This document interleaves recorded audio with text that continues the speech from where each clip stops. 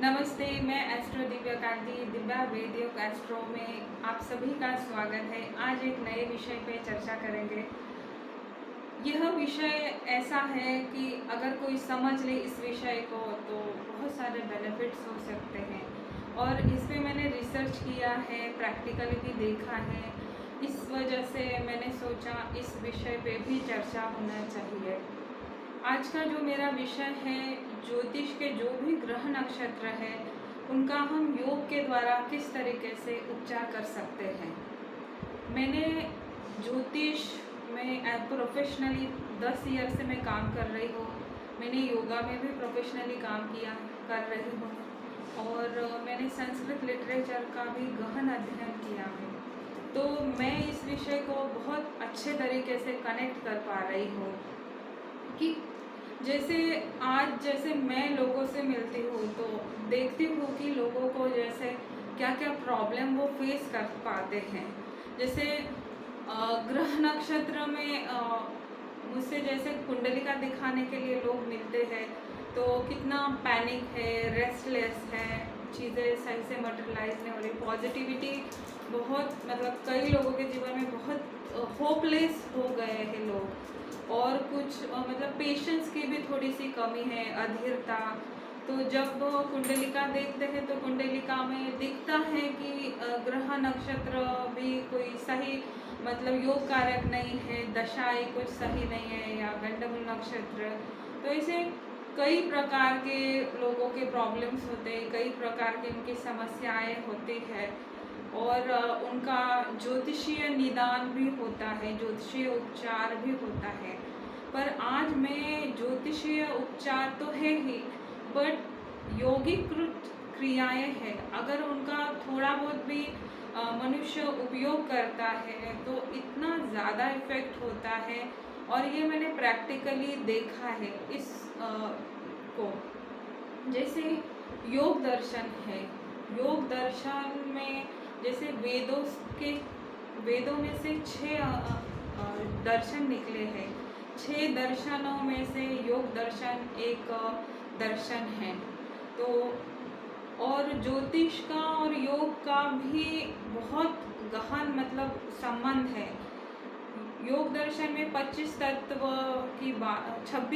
की बात की है जैसे, और तत्व पे के अकॉर्डिंग ही इस पृथ्वी का संचार हो रहा है। प्राणिक ऊर्जा पे ज़्यादा काम किया जाता है। मनुष्य अगर प्राणिक ऊर्जा को प्राण ऊर्जा यानी को बैलेंस करता है, उसका सही तरीके से प्राकृतिक चीज़ों का उपयोग करता है तो वो कई सारी समस्याओं से मुक्त हो सकता है। ज्योतिष में भी तत्वों पे जैसे पंच तत्व होते हैं नवग्रह के, अब उसी और हाथों की जो उंगलियां है वो पंच तत्वों को इंडिकेट करती है।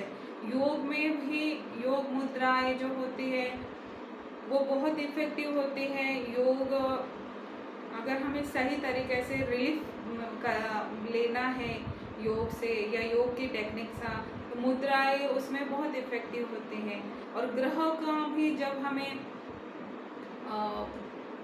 बेनिफिट्स लेना है ऊर्जाओं का, ग्रह की जैसे दोनों प्रकार की एनर्जी होती है, सकारात्मक भी नकारात्मकता भी, और संपूर्ण पृथ्वी पर प्राणी मात्र इससे अफेक्टेड होते हैं। तो जैसे जिसके ग्रह नक्षत्र होते हैं उसका वैसे ही बिहेवियर होगा, जैसी दशाएं चलते हैं मनुष्य उसी के अकॉर्डिंग काम करता है या उसी के अकॉर्डिंग वैसी समस्या उसके सामने आते हैं। तो हम ज्योतिष में भी कहते हैं कि आप इस उंगलियों में मतलब अंगूठियाँ पहने, हर ग्रह की एक संबंधित उंगलियाँ होती है। तो जैसे उंगलियों का जैसे योग में भी संबंध है, ग्रहों में भी संबंध है। दूसरा ये है कि जो योगा में षड चक्र है, 7 चक्र है, जैसे 7 चक्रों पे भी ग्रहों का इम्पैक्ट है।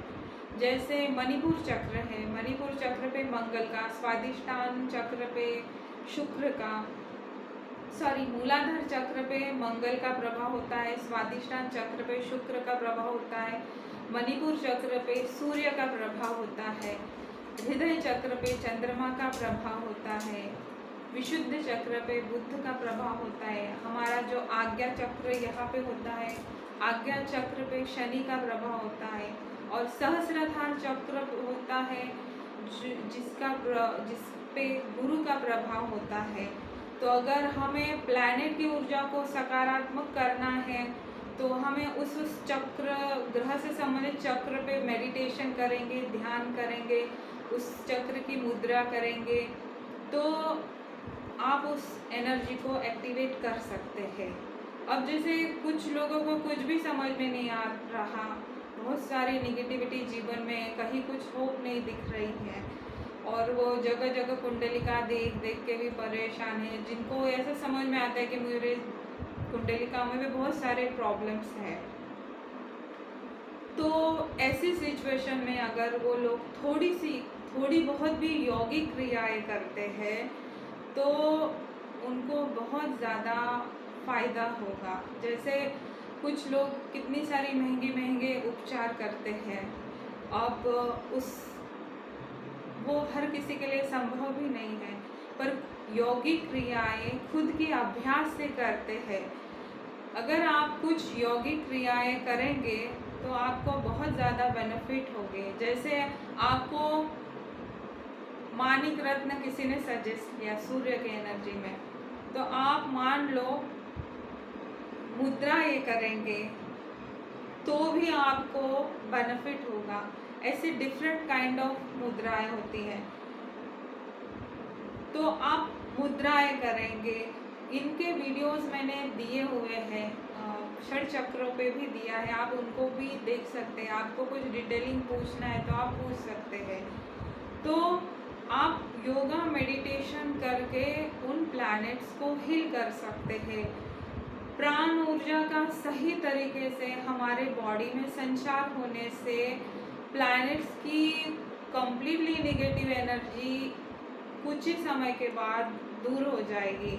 आपके कैसे भी दोष हो, आप योगा मेडिटेशन प्राणायाम करते हैं तो आपको कुछ ही समय के बाद में आप पे वो नेगेटिव ग्रह का प्रभाव इतना नहीं रहेगा, और ये देखा हुआ है। अब जैसे ये कनेक्शन तो मैंने बात किया, दूसरा एक बहुत इम्पोर्टेंट कनेक्शन है सूर्य नाड़ी चंद्र नाड़ी। तो योग में और स्वर विज्ञान में, ज्योतिष के स्वर विज्ञान में सूर्य स्वर चंद्र स्वर का बहुत ज़्यादा बात की है। भविष्यवाणियाँ भी बोली जाती है, सूर्य स्वर में क्या करना चाहिए, चंद्र स्वर में क्या करना चाहिए। अगर आपको इनके बारे में जानना है तो आप मुझे मैसेज करें, मैं इसके बारे में भी आपको बता दूंगी। पर जैसे सूर्य नाड़ी चंद्र नाड़ी का योग में कितना महत्व है। अब जैसे लेफ्ट जो नोज होता है, लेफ्ट नाक से जो श्वास जाती है वो उसे चंद्र स्वर कहा जाता है, वो ईड़ा नाड़ी होती है। और राइट से जो होता है राइट सूर्य स्वर, वो गर्म होता है, उसे पिंगला नाड़ी कहा जाता है। अब बैकबोन जो होती है उसमें ईड़ा पिंगला सुषुम्ना नाड़ी होती है। अब वो चोटी की तरह लपटी हुई रहती है बैकबोन में, और बीच में से जाती है सुषुम्ना का प्रवाह, वो ब्रह्मरंध्र होता है। अब सारी योग में जब हम योग करते हैं तो ये नाड़ियों का शुद्धिकरण होता है। तो जो प्राणिक ऊर्जा होती है वो मनुष्य के अंदर बहुत ज़्यादा बढ़ जाती है, इसलिए आपको बहुत खुशी का एहसास, पॉजिटिविटी का एहसास होता है। फिर कैसे भी आपके कोई कार्मिक बर्डन हो आपके ऊपर या कोई नेगेटिव एनर्जी जो कुछ भी हो, आप उस चीज़ से बाहर 100% निकल सकते हैं। बस आपको जैसे नाड़ी शोधन प्राणायाम का अभ्यास करना पड़ेगा, आपको मेडिटेशन का अभ्यास करना पड़ेगा, और प्राणों की उपासना, अलग अलग तरीके से हमारे प्राणों को कंट्रोल करना, ये बहुत बड़ी साधना है। मतलब आपने जितने जप तप यज्ञ करोगे आप, उससे कई गुना ज़्यादा पुण्य फल आपको अपनी इस थोड़ी सी टेक्निक से मिलेगा, और आप अपनी लाइफ को कम्प्लीटली चेंज होते देखेंगे। तो जैसे ईड़ा पिंगला सुषुम्ना नाड़ी, तो इनका कोई अस्तित्व, मतलब अगर आप देखेंगे नहीं, ये वर्चुअल नाड़ियाँ हैं, पर रिसर्च में ये प्रूव हुआ है कि जो प्राणायाम वगैरह करते हैं उनका सूर्य स्वर चंद्र स्वर मतलब उनके ये नाड़ियों का प्रवाह जो ऊर्जा प्रवाह है यहाँ पे है और इनके इफेक्ट भी देखे गए हैं। भले ये शरीर में ना दिखे पर इनके सूक्ष्म प्रभाव बहुत है। मेन हमारे जब हम ये टेक्निक्स करेंगे तो हमारे अंदर एक धैर्यता आएगी, पॉजिटिविटी आएगी, जिनसे कितने भी प्रकार के दोष हो हम उनसे मुक्त होंगे। और इसीलिए मैं इस टॉपिक को मैंने लिया है। और सभी अगर थोड़ी बहुत मुद्राएं, मेडिटेशंस, कुछ ये चंद्र स्वर, सूर्य स्वर मतलब नाड़ी शोधन प्राणायाम का भी अभ्यास करोगे, आप 15 मिनट भी करेंगे तो आपके कितने भी नेगेटिव प्लैनेट्स हो वो सही हो जाएंगे। आप अवसर मतलब जिनको डिप्रेशन वगैरह जैसी स्थिति है, मतलब आप कुछ सोच ही नहीं रह पा रहे हो जीवन में, आपके लिए कोई होप ही नहीं है, ऐसी सिचुएशन में भी आप अगर ये चीज़ें करते हैं तो आप को ज़रूर योगिक टेक्निक से बेनिफिट्स मिलेगा। और सबसे इफ़ेक्टिव इसमें जैसे षड चक्र भेदन प्राणायाम, चंद्र स्वर सूर्य स्वर को जागृत करके आप मन चाहे जीवन में चेंज ला सकते हैं। दूसरा ये है कि इसको जैसे आप जैसे पूजा में जाते हैं तो सबसे ज़रूरी है कि मांगने की प्रवृत्ति से मंदिर में, आपके घर के मंदिर में ना जाए। एक पॉजिटिविटी, हमारे पास भले कुछ नहीं हो पर ऐसा भाव रखें कि हमारे पास ठीक ठाक सब कुछ है। और फिर कई लोगों की है कि हम इतनी पूजा करते हैं फिर भी हमें जो है वैसा रिजल्ट नहीं मिलता या हमारे जीवन में कुछ चेंजेस नहीं होते। तो पूजा करने का जो सबसे ज़्यादा मतलब स्ट्रॉन्ग एक यौगिक क्रिया है, जैसे हमें जब भी हम श्वास लेते हैं या चंद्र स्वर सूर्य स्वर ये कभी एक चलता है कभी एक बंद होता है, हमें चेक करना पड़ेगा कौन सा स्वर चल रहा है कौन सा अभी बंद है। अब जब भी चंद्र स्वर और सूर्य स्वर बदलते वक्त एक सुषुप्ना का प्रवाह होता है और उस समय हम पूजा करेंगे, उस समय हम कुछ मांगेंगे, उस समय हमारे जीवन में भी अगर हम कुछ चेंज करना चाहते हैं तो वो डेफिनेटली चेंज होगा। तो पूजा करते वक्त हमें अपने स्वर को, हमारी ऊर्जा को सुषुप्ना में प्रवाहित करके जो भी आप करोगे, जो भी पूजा वगैरह करेंगे, आपको बहुत ज़्यादा फ़ायदा इससे होगा। और हमें ये अभ्यास करना पड़ेगा, अनुलोम विलोम चंद्र स्वर सूर्य स्वर को जगाने का अभ्यास कर के हम परफेक्शन पर मिलेंगे। ज़मीन पे बैठ के हमें कुछ यौगिक क्रियाओं का प्रैक्टिस करना चाहिए और वो रोज़ करना चाहिए। अब जैसे और ये है जैसे यहाँ पे प्रेस करो, इस तरीके से प्रेस करके बैठे रहो, 4-5 बार इस टेक्निक को करो, मतलब अपने आर्म से मुट्ठी को प्रेस करके हमारा जो प्रवाह है सुषुप्ना में होगा। जब सुषुप्ना में प्रवाह होगा, उस प्रवाह में हम जब पूजा पाठ करेंगे, आप कुछ मैनिफेस्ट करेंगे, वो होगा और आपके जीवन में बहुत बड़े बड़े चेंजेस होंगे। ये बहुत डीपली है पर मैंने इसको बहुत कम उसमें बताया है। और यौगिक जो भी टेक्निक्स हैं इनको अगर आप डिटेल में भी कुछ पूछना चाहते हैं तो आप पूछ सकते हैं।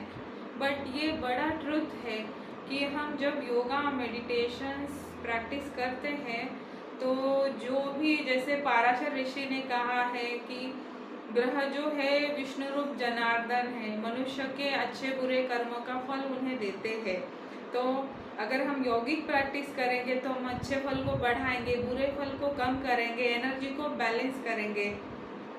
तो मेरी ये विश है कि आप सभी लोग योग के महत्व को भी समझें। योग का ज्योतिष का बड़ा संबंध गहरा है और अगर ये जैसे षड दर्शन हमारे हैं, इनको थोड़ा बहुत भी हम जानेंगे पढ़ेंगे तो आप इस चीज़ को समझ सकते हैं। तो आज मैं अपनी बातें यही समाप्त करती हूँ। मेरे इन्हीं बातों से रिलेटेड अगर आप लोगों को कुछ पूछना है तो आप मुझे पूछ सकते हैं, मैसेज कर सकते हैं। Thank you so much. अगर आपको मेरा ये वीडियो पसंद आए तो please like share subscribe my channel.